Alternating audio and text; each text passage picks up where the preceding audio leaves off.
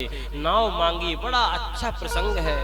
10 minute में यह प्रसंग हम आपको प्रेम से सुनाएंगे और उसकी बाद में हम बहुत ही शीघ्र आरती की ओर चलेंगे, क्योंकि आज कन्याओं का भोजन है, भंडारा है, व्यवस्थाएं हैं। ये प्रसंग अत्यंत प्रिय है, भावपूर्ण है, इसलिए इस प्रसंग को आप लोग बड़े ध्यान से सुनेंगे। गोस्वामी तुलसीदास जी लिखते हैं, मांगी नाव न केवट आना, कहीं तुम्हारे मरम में जाना। मांगी नाव न केवट आना, कहीं तुम्हारे मरम में जाना। मांगी नाव न केवट आना, कहीं तुम्हारे मरम में जाना। मांगी नाव न केवट आना, कहीं तुम्हारे मरम में जाना। चरण कमल रज सब कहु कहीं, मानुष करनी मोरे कछुआई। चरण कमल रज कहु सब कहीं, मानुष करनी मोरे कछुआई। छुअत शिला भई नारी सुहाई, बाहर दे न काट घटनाई। छुअत सिरा भई नारी।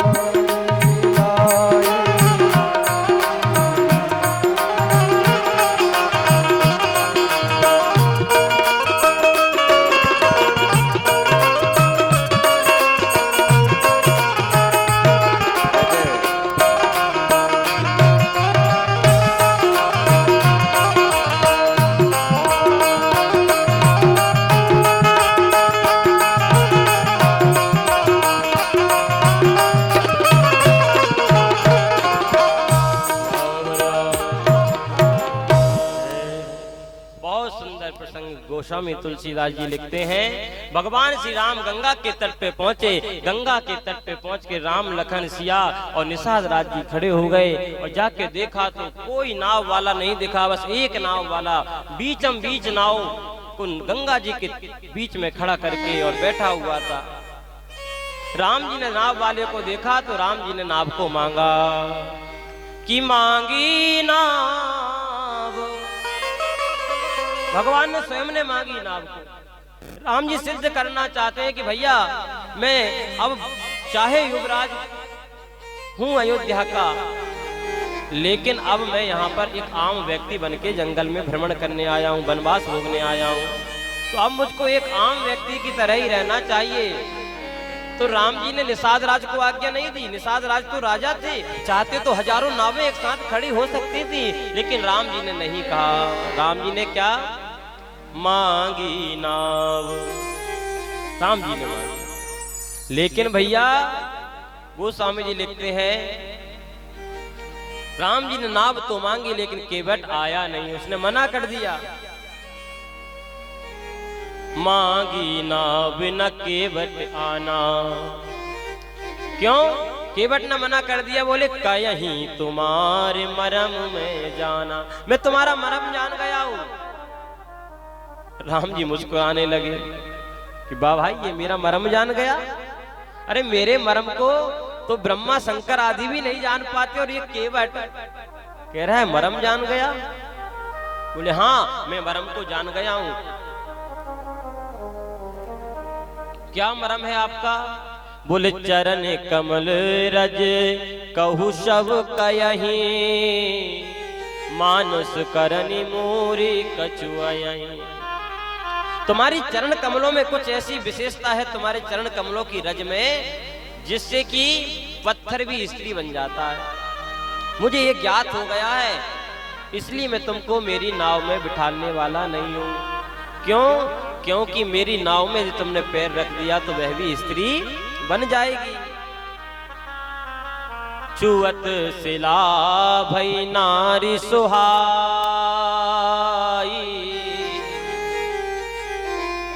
पाहन तेना काठ कठिनाई।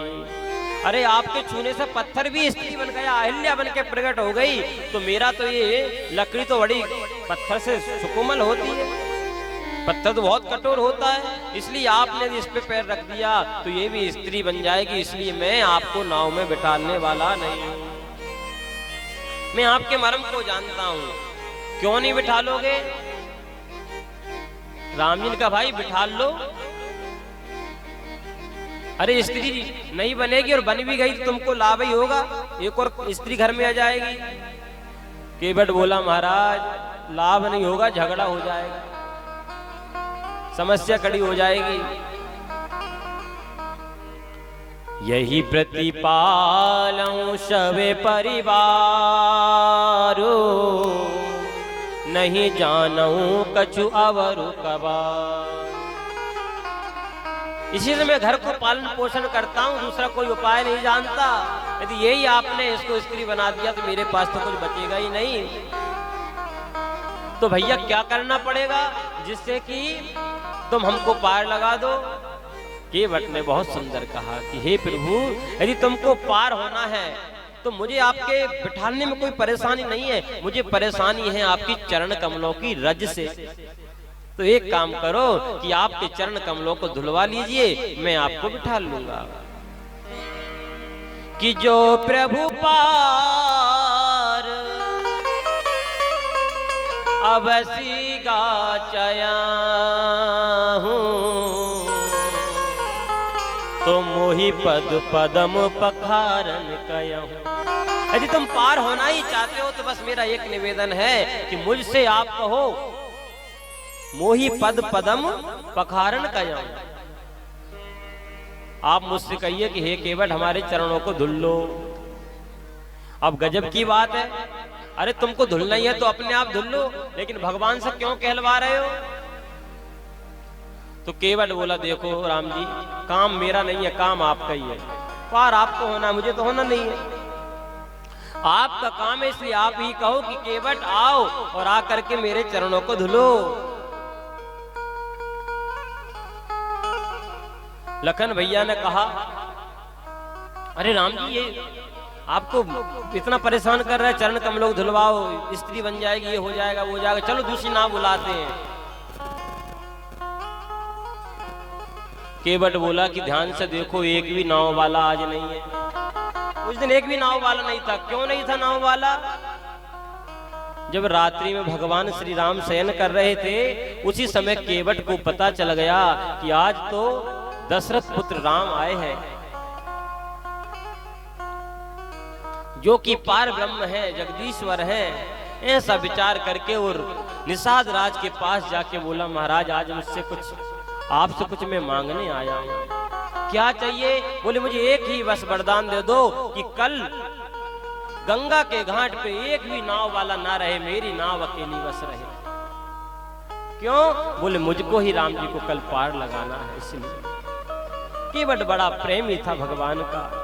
संत जन कहते ये केवट कोई साधारण नहीं है, ये केवट पूर्व जन्म का वैकुंठ नाथ, वैकुंठ में शेष सैया पे विराजमान भगवान श्री विष्णु रहते थे। वहीं पर यह केवट पूर्व जन्म के अनुसार यह कछुआ था, उस वैकुंठ का। जल में भ्रमण करता था, सोचता था कभी राम जी के विष्णु भगवान के चरणों को प्रणाम करूं, कभी छू लूं, लेकिन शेषनाग के डर से बार बार प्रयास करता और वो फुसकार लगाते लौट जाता। एक दिन तो फिर फुसकार ऐसी लगी बेचारे कछुआ पे कि उसकी मृत्यु ही हो गई। वही कछुआ आज केवट बन के आया है। केवट ने कहा कि यदि तुमको पार होना है तो मुझको नाव से पार उतारने के लिए एक उपाय करना पड़ेगा कि आप मुझसे कहिए कि चरण धुलिए। आप मुझसे चरण धुलवाएंगे तो मैं अवश्य आपको पार लगा दूंगा। केवट ने बड़ा सुंदर कहा। गोस्वामी जी लिखते हैं पद कमल धोई चढ़ाई नाव नाथ उतराही चहो पद कमल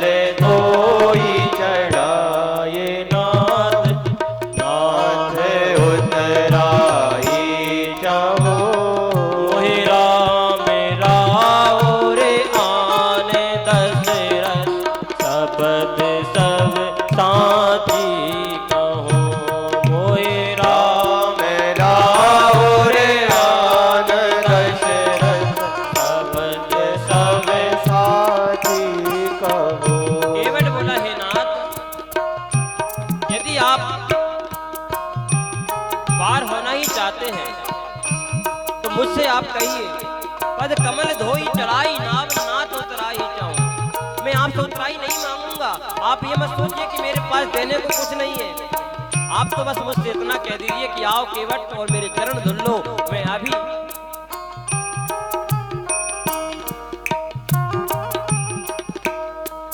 केवट ने कहा मुझसे चरण धुलने की कह दोगे, चरण धुलवाऊंगा और मैं अवश्य अभी आपको पार लगा दूंगा। और मैं व्यर्थ नहीं कह रहा हूँ। वो राम राव आन दशरथ, मैं दशरथ जी की शपथ खा के कहता हूँ मैं अवश्य ही आपको पार लगाऊंगा। लखन भैया को क्रोध आ गया कि हमारे पिताजी तक पहुंचते हो। अरे नाव लेके आ तो नहीं रहे हो, बातें कर रहे हो। क्रोध बोले अभी मार दूंगा। राम जी ने कहा नहीं नहीं लखन क्रोध मत करो। केवट भैया कहने लगे अरे राम जी, बरु तीर मारहु लखनु पे, जब लगी न पार उतारी हूँ। बरु तीर मारहु लखनु पे, जब लगी न पाए पखारी हूँ। तब लगी न तुलसीदास नाथ, कृपाल पार उतारी हूँ।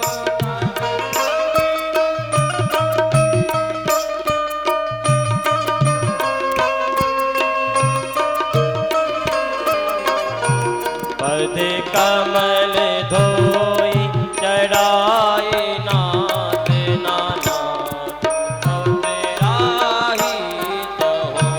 पद कमल धोई चढ़ाए नाथ नाथ, उतराही चहूँ। पद कमल धोई चढ़ाई नाव नाथ उतराही चहूँ। हे प्रभु, अरे लखन भैया मुझे बाण से मार भी देंगे तब भी बिना पैर धुले तो मैं आपको नाव में चढ़ाने वाला नहीं हूँ। भगवान ने जब इस प्रकार उसके निष्कपट निश्चल वचनों को सुना, भगवान प्रसन्न हो गए। सुनी के बट के वे प्रेम लपेट अटपटे, बिहसे करुणा ऐन, चितई ला जान की लखन तनो। जैसे ही अटपटे वचनों को सुना, प्रेम भरे वचनों को सुना, राम जी मणि मन मुस्कुरा गए। कैसे वचन है इसके? प्रेम में लतपत है इनके वचन। राम जी को जानते हैं केवट जी कि ये कोई साधारण नहीं है, ये साक्षात जगदीश्वर है। फिर भी आज ऐसी ऐसी मीठी मीठी बातें कर रहे हैं। क्यों कर रहे हैं केवट भैया ऐसी बातें? क्योंकि केवट भैया को पता है कि मेरे राम जी जब से वनवास आए तब से मनी मन में थोड़े दुखी हैं, क्योंकि उनको अपने माता पिता को त्याग के आना पड़ा, छोड़ के आना पड़ा। जब से वनवास से अभी तक आए हैं, अभी तक भगवान कहीं मुस्कुराए नहीं है। वनवास से जब से निकले हैं मुस्कुराए नहीं है। तो केवट ने सोचा कि आज मेरे नाथ के मुख में मुझे हंसी लानी है। तो जैसे अटपटी प्रेम भरी वाणी बोली तो सुनी केवट के बे प्रेम लपेटे अटपटे, बिहसे करुणा ऐन। हंसने लगे भगवान। चितहि जान की लखन तन। जानकी मैया और लखन की ओर क्यों देख रहे हैं? मानो राम जी संकेत करना चाह रहे हैं, देख लो एक दिन वो था, ये केवट पूर्व जन्म का कछुआ था, तुम मेरे चरणों तक इसको नहीं आने देते, लेकिन आज तुम दोनों के सामने देखना ये मेरे जबरदस्ती चरण धुलेगा और ये खुद नहीं धुलेगा, हमको खुद धुलवाना पड़ेगा। और आज तुम इसको रोकने वाले नहीं हो। तो चितहि जान की लखन तन। लखन भैया बोले राम जी तुम्हारे भगत सब ऐसे ही होते हैं। एक भगत है उससे कह रहे जाओ जाओ अयोध्या चले जाओ, वो जा नहीं रहा, और एक से कहो आओ तो आ नहीं रहा। कैसे भगवान? एक कहते जिसको कह रहे हैं जाने को वो जाता नहीं है, जिसको बुला रहे आ जाओ भाई वो आ नहीं रहा, बीच नाव में बैठा हुआ है। राम जी लखन भैया से कहा कि लखन भैया क्या बताएं, लोग कहते हैं जब सुबह सुबह दुकान खुले और उसी समय यदि बोनी बेकार हो जाए, कोई उधार वाला आ जाए तो पूरा दिन बेकार जाता है। बोले ऐसे ही हमारे साथ हो गया। कैसे हो गया राम जी? लखन भैया बोले कैसे हो गया ऐसे? बोले जब हम वनवास के लिए निकले थे तो हमारे पिताजी ने कहा था माताजी ने कि तुम वनवास चले जाओ। जैसे ही हम वनवास को निकले तुम दोनों सामने आ गए। सियाजी और लखन भैया के हमको लेके चलो। हमने बहुत मना किया, मत चलो मत चलो, नहीं माने। हम तभी समझ गए थे कि अब ये नहीं मानने वाले, आगे कोई भी हमारी मानेगा ही नहीं।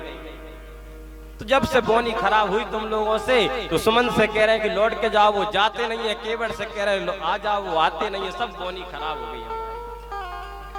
चितहि जान की लखन तन, जानकी मैया की ओर देख के ऐसा इशारा मानो राम जी कर रहे हैं। प्रेम की भाषा बड़ी प्यारी होती है।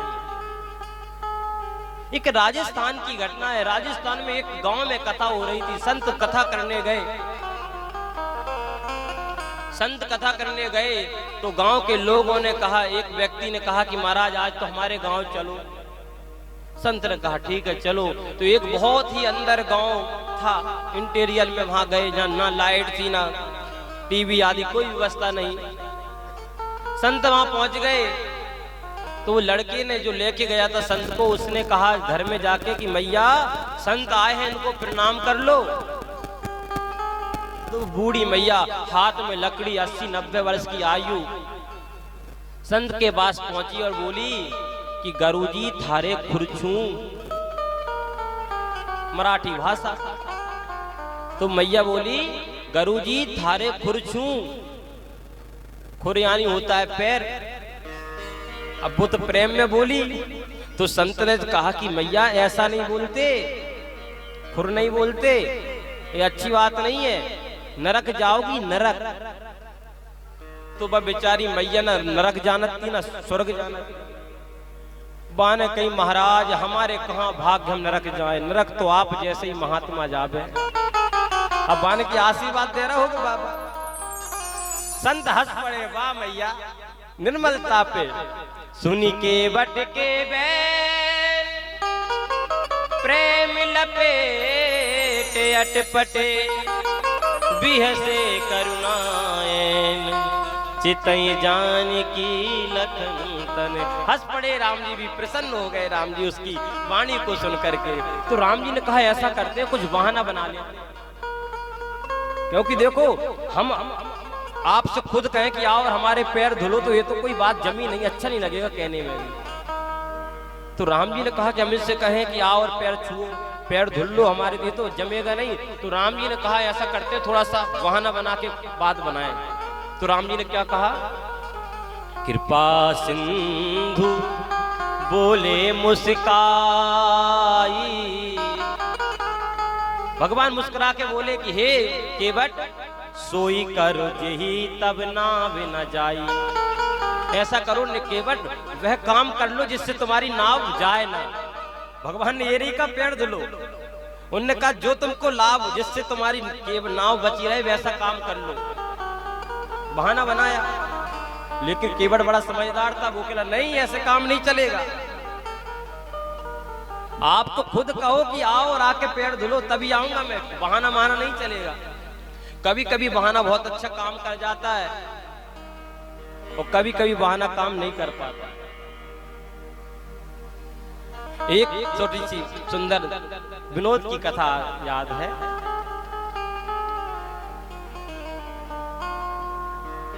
एक गांव में पंडित जी को निमंत्रण किया। पंडित जी भोजन करने पहुंचे। मैया बूढ़ी मैया अकेली मैया थी, उसने जैसे तैसे भोजन बना के सुंदर भोजन परोसे। पंडित जी भोजन करने लगे, मैया सामने बैठ गई और मैया के ठीक पीछे पापड़ का थाल रखा रह गया और वो परसे नहीं पंडित जी को। अब पंडित जी को जितना भोजन था वो तो देखे ना, उस पापड़ देखे कि वो सामने रखा, वो कैसे मिले। जो हमको चीज मिल जाती है उसकी कोई पूछ नहीं होती, जो नहीं मिलती बस वो ही मीठी लगती है। पंडित जी ने कहा कहूं कि मैया पापड़ रह गए तो शर्म आएगी, देखो पापड़ पे चिल्ला रहे हैं। उनने कहा ऐसा करूं कोई बहाना बना लेता हूं। तो भोजन जैसे करे पंडित जी ने, मैया आज तो मेरे भाग हैं जो तुम मुझे मिल गई। बोले क्यों? बोले रास्ते में इतना लंबा सांप मिला, इतना लंबा था, यहां से थाली से लेके वो पापड़ की थाली तक। अब मैया वो गुरुजी पापड़ तो रह ही गए थे। बोले नहीं नहीं, हम तो सांप बता रहे थे, पापड़ का हम कुछ नहीं कह रहे। बहाने ने काम बना दिया। लेकिन राम जी ने बहाना बनाया कि सोई करूं यही तब नाव ना जाई। तो केवट ने नहीं माना, बोले मैं नहीं आने वाला, पहले कहो मुझसे। बहाने से राम जी का काम नहीं चला। कभी कभी बहाने उल्टे काम कर जाते। एक पति पत्नी थे, पत्नी सिटी की थी, पत्नी गांव के थे, पति देव गांव के थे। अब पत्नी देवी बड़ाई करती थी कि मेरे पति बड़े पढ़े लिखे, क्योंकि अपनी पति का वर्णन तो करना पड़ेगा सखियों के बीच में। सखियां बोली एक बार वो लेके आना आपके पतियों को। हाँ आएंगे। एक दिन ससुराल पहुंच गए पतिदेव ससुराल क्या पहुंचे, स्वागत बंधन हुआ, सभी सखियां आई, भोजन की तैयारी हुई, भोजन हुए। बड़ाई बहुत ज्यादा ही कर दी थी, कितने समझदार हैं, ऐसे हैं वैसे हैं, सब जानते हैं ये और वो। भोजन परोसने की बारी आई तो पत्नी तो पुड़ी निकालने लगी और पति देव को भोजन के लिए बिठाल दिया और सखियां भोजन परोसने गईं। तो गांव का आदमी और सिटी की पुड़ी इतनी बड़ी बड़ी। अब उसने सोचा कि एक एक कौन पाए, बार बार 2 करो 3 करो तोड़ो, अपन तो इतना बड़ा चली जाता गांव के लोगों को। उसने एक पुड़ी उठाई और खाया। अब उसको शर्म लगी कि मैंने बड़ी बड़ाई करी हो जो एक एक पुड़ी सीधी खा रहे। उसने इशारा किया। कैसे इशारा किया? चूल्हे में लकड़ी को दबाया, इतना किया, ठोका। उसने कहा कुछ कह रही देवी, तो कहा तो बोले एक नहीं 2 कर लो, 2 एक के 2 कर लो, ऐसा इशारा किया। अब उसने समझा देवी कह रही है कि एक कहाँ लगे हो, एक एक में, इतने दूर से आए हो, भूखे हो, एक में एक से काम नहीं, 2 चलने दो। उसने कहा कितना प्रेम है, कितना प्रेम भाव है देखो देवी का। उसने क्या किया, पुड़ी ली, सब्जी रखी, ऊपर से एक पुड़ी रखी और खाया। अब वो घबराई, हे भगवान अब तो जाना पूरी नाक कटाई। तो बाना माँ तो थोको, हे भगवान ऐसे। तो उसने समझा कि पत्नी कह रही है पूरी कोई साधारण नहीं है, पूजन पाठ की पूरी है, इसको पहले लो, फिर प्रणाम करो, फिर खाओ। उसने पूरी रखी, सब्जी रखी, फिर पूरी रखी, जय हो पूरी मैया, और फिर खाए। सीधा साधा था। अब भी सखिया सब हंसे कि जो देखो पढ़ो पढ़ो लिखो है। लेकिन वो स्त्री बड़ी समझदार थी, वहां चूल्हे में लकड़ी फिर से लगाई। अरे चूल्हे जैसा पहले जल रहा तो वैसे जलने लग। तो समझ गया वो कि भैया हम उल्टे हो गए, ठीक है ये पूरी ठीक है कम से कम। तो कभी कभी इशारों से काम चल जाता, लेकिन कभी कभी इशारे बिगड़ भी जाते। अब भाई हमेशा गंभीरता की कथा आती है, तो हमने कहा थोड़ा बहुत हास हो जाए कथा के बीच में। तो राम जी ने भी इसी प्रकार बहाना बनाया। राम जी ने कहा कि सोई कर यही तब नाव ना जाए, ऐसा कुछ काम कर ले जिससे कि तेरी नाव ना जाए। लेकिन बोला मैं इससे मानने वाला नहीं हूं, खुद कहो कि आओ और मेरे पैर धुलो तब आऊंगा। तब तो राम जी को कहना ही पड़ा। बेगियान जल पाए पखारो, होत विलंब उतारो पार। अरे केवट बेग आओ, जल्दी आओ और आकर के पैरों को धुल लो और पार हमको लगा दो। केवट खुश हो गया, दौड़ करके आया, कठोता लेकर के आया, जल उसमें लिया और भगवान के बड़े प्रेम से चरणों को धुला है और चरणामृत लिया है, पितरों को तर्पण किया है। सब करके आज एक गंगा जी ब्रह्मा जी ने प्रकट की थी और दूसरी गंगा जी आज केवट ने प्रकट कर दी।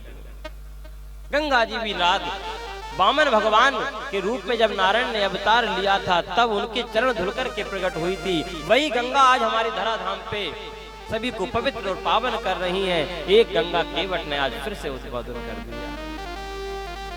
भगवान के चरण पखारे हैं, नाव में राम जी को बिठाला है और नाव में ढाल के गंगा जी को पार किया है। पार हुए हैं, राम जी ने कहा कि इसको कुछ दे नहीं पाया। माता सीता ने मुद्रिका दी है। राघव जी ने जब मुद्रिका देने का प्रयास किया, चरणों में गिर पड़ा और कहने लगा, हे प्रभु, आज मैंने क्या नहीं पाया जो कि अब मुझको आप ये अंगूठी दे रहे हो।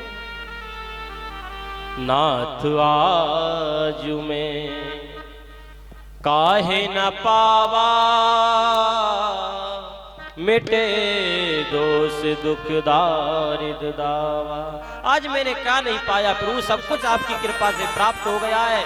बारंबार प्रणाम किया है, अब की बार जब लौट के आओ तब मुझे जो आप दोगे मैं स्वीकार करूंगा।